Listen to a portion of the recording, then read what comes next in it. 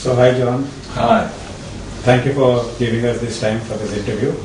Very well. Let me start off by asking you a few things about yourself and LeaderShape, and then maybe come to the central idea and theme of leadership, and conclude more towards how does that become relevant to a company which is sort of embarking on a sustainability journey.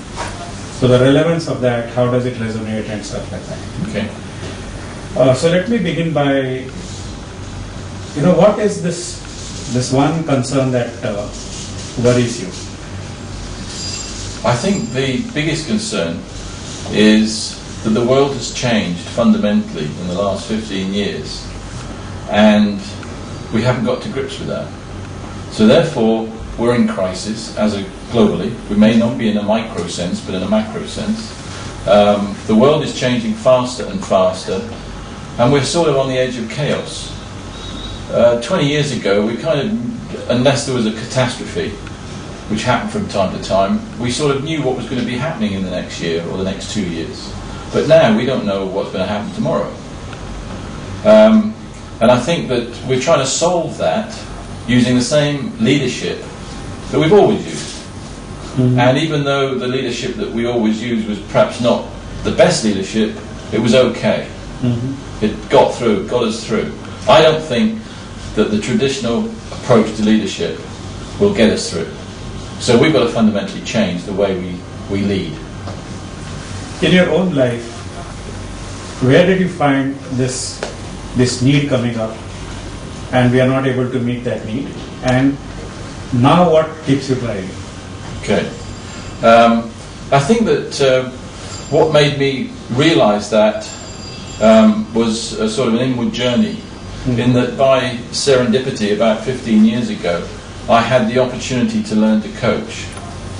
Okay. And through that, by asking questions and helping other people find their own solutions, rather than giving advice, I realised that that was much more powerful in helping people on their journeys, but it was also much more informative to me, because I got answers that I didn't ask for, I didn't expect, and the feedback basically was that the behaviour between people was so fundamental to performance. Whereas our focus is always on processes and structures, the actual huge opportunity for productivity gain, and for the greater good as well, is through behavioural change and through people being willing to change their own behaviours. Yeah, I'm coming to that. But what keeps you driving? I mean, how did it initially happen on a more of an informal thing till you came up with a bigger idea? Okay. I think how it became a bigger idea was by working with other chief executives in that sort of coaching environment, and the realization of that they were all having the same kind of issues around not being able to solve problems because they weren't able to deal with people in the way they needed to. That this became, I understood that this was a generic issue, and that if we could solve that it could make a huge change to the world. So having realised that, and having worked for a number of years to identify all the research around the world and try to pull it together, and then fill the gaps, so that we have a system of helping people on that journey, not to take them on the journey, but to just assist them on that journey, that it can have a big impact. And so I believe that we can actually, there's a possibility to change the world. That's what drives me. And that's how you stumbled up to this idea of leadership. Yeah. I've been a leader, for 30 years, so I know what leadership's all about. And I think I've been a fairly successful leader and quite a good leader. But when I look back, there was just so many tricks I missed around this whole behavioural thing. Because I'm an engineer. I was trained to be logic and to think logically and to think strategically and so on and so forth. But I didn't put enough emphasis on the people side of how do you get people to overperform willingly, and and without the expectation. It's, you know, it's quite subtle. And so what is LeaderShape and what is it doing?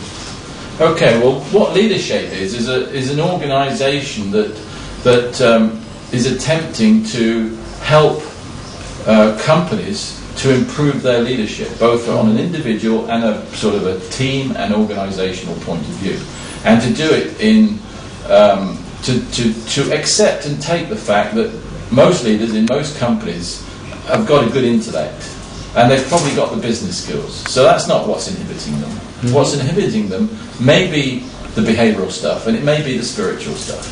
So what we look at is to diagnose what the leadership needs are in a company, and to try and identify where the gaps are, and help them to.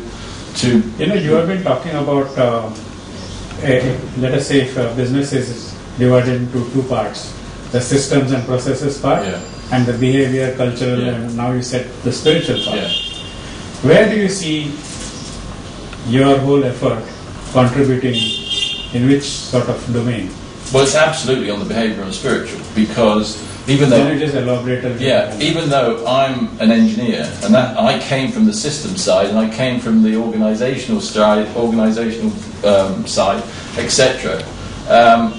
What I've realised over the years, and I remember identifying this quite a long time ago, when I had an honorary role as a director of the Institute of European Innovation, that the reason things go wrong is not because the processes weren't good enough, it was because of the people, the relationships between the people, the lack of communication between the people, the lack of understanding between people. That was why these innovation projects that big companies started off. Then why do we sort of fix up systems or improve them, or improve codes, laws, yeah, reforms on the systemic side when something goes wrong? Why do we still... Well, because that's how we've been educated to think. Mm-hmm. It's the easy... We know how to solve that. We're good at that.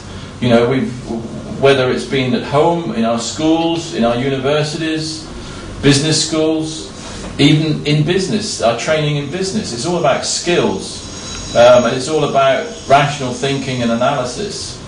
So your idea of leadership will concentrate and focus more on behavior, on the person, self, and stuff like absolutely. That. Yes. And can you elaborate a little more on how do you really systematically develop that? Well, I think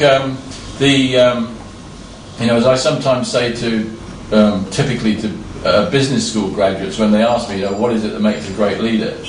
I will say, well, it's a little mantra. One word is awareness. Increase your self-awareness and awareness of others. If I can give you 2 words, it's emotional intelligence. Mm-hmm. If I can give you 3 words, it's understand your brain. And the great thing is that there's been so much new research on neuroscience in the last 15 years that we now know a lot more about how the brain works, so we can actually position things to relate to that. And fourthly, 4 words: live beyond your ego. Mm-hmm.